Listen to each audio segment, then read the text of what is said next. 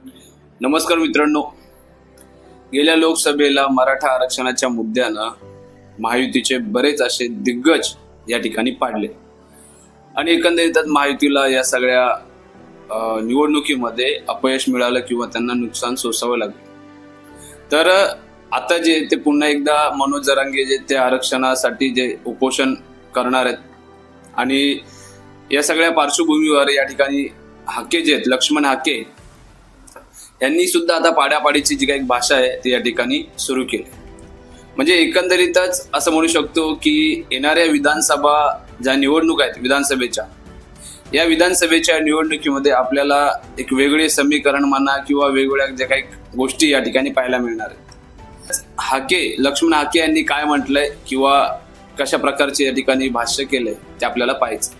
मराठा आरक्षणासाठी जरांगे येत्या 17 सप्टेंबर पासून पुन्हा एकदा या ठिकाणी उपोषणाला बसणार आहे। 16 सप्टेंबरच्या रात्री 12 वाजता म्हणजे मराठवाडा मुक्ती संग्राम दिवसापासून मराठ्यांना ओबीसीतून स्वतंत्रपणे आरक्षण मिळावं यासाठी मनोज जरांगे अंतरवली सराटीमधून या ठिकाणी उपोषण करणार आहेत। आणि एकंदरीत पाहायला गेलं तर मराठ्यांना ओबीसी मधून आरक्षण मिळावं यासाठी मनोज जरांगे आतापर्यंत 5 वेळेस या ठिकाणी उपोषण केले त्यांनी। मराठा आरक्षणासाठी मनोज जरांगे यांनी 29 सप्टेंबर पासून उपोषणाचा जो काही इशारा दिला होता, पण मात्र आता त्यांनी 17 सप्टेंबर पासून या ठिकाणी उपोषण करणार असल्याचे या ठिकाणी जाहीर केले।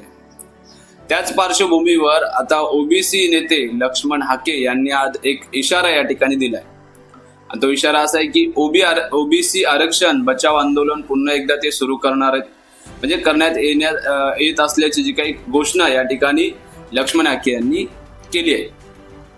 तसंच मुख्यमंत्री एकनाथ शिंदे हे फक्त मराठा जातीचे मुख्यमंत्री नाहीयेत, त्यांना ओबीसीची ताकद या निवडणुकीमध्ये दिसेल असंही हाके म्हणाले। आणि एकंदरीत पाहायला गेलं तर हाके पुढे बोलताना काय म्हणाले त्यावर एक नजर टाकू। मनोज जरांगे ज्या ठिकाणी उपोषणाला बसतील त्याच दुसऱ्या दिवशी त्याच ठिकाणी ओबीसीचे उपोषण सुरू झालेले दिसेल असं हाके यांनी सांगितलं। जरांगे यांना त्यांच्याच भाषेमध्ये या ठिकाणी त्यांच्याच ताकदीनं ओबीसी देखील उत्तर देतील। नुसत्या मराठवाड्यात 25 आमदार ओबीसी कडून पाडण्यात येणार आहेत, 25 आमदार जे त्या ठिकाणी ओबीसी कडनं पाडण्यात येणार आहे असं हाके सांगतात। आमच्याकडे त्या 25 आमदारांची या ठिकाणी यादी सुद्धा तयार आहे, त्यामुळेच आता काही आमदार निवडणूक न लढवण्याच्या भूमिकेवर उतरू लागलेत असा गौप्यस्फोट या ठिकाणी लक्ष्मण हाके यांनी केलाय। 17 सप्टेंबर पासून अमरण उपोषण तर होणारच आहे, पण यानंतर जरांगे पाटील काय म्हणतायत त्याच्यावर एक नजर टाकू। आमच्या मराठा समाजाच्या मुलांना न्याय मिळावा यासाठी उपोषण करत आहे। मराठा समाजाची मुले मोठी झाली पाहिजेत यासाठी मी 17 तारखेपासून म्हणजेच मराठवाडा मुक्ती संग्राम दिनाच्या दिवसापासून पुन्हा उपोषणाला या ठिकाणी बसणार आहे असं जरांगे म्हणाले। कोणीही आपले कामे सोडून अंतरवलीकडे येऊ नये, मी 16 तारखेला रात्री 12 वाजल्यापासून या ठिकाणी उपोषणाला बसणार असं जरांगे पाटील यांनी म्हटलेत। एकंदरीत जर पाहायला गेलं तर अंतरवलीमधनं जे काही या ठिकाणी जे उपोषण सुरू झालं त्याला जवळ आता 1 वर्ष होऊन गेलं। त्यानंतर बरेच अशा ज्या काही घटना घडल्या, त्यामध्ये लोकसभा असेल किंवा आरक्षणाबाबत काही न्यायालयीन गोष्टी असतील, तर या सगळ्या गोष्टी पाहता किंवा लोकसभेचे जे काही निकाल पाहता विधानसभेला मात्र या आरक्षणाच्या मुद्द्याचा जो काही आपण असं म्हणू शकतो की जो काही फायदा म्हणा किंवा हा जो काही विषय, या विषयाला धरून इथलं जे काही महाराष्ट्रातलं राजकारण आहे ते या ठिकाणी तापलेलं पाहायला मिळेल।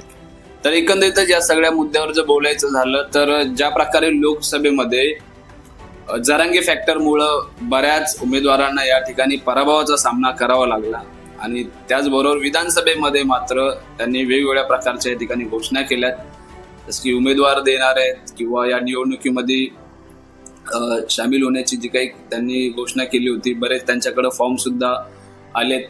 आणि जरांगेंनी सांगितलं होतं एकदा की जवळजवळ 700 ते 800 उमेदवार या ठिकाणी त्यांच्याकडे फॉर्म त्यांनी जमा केलेत वगैरे।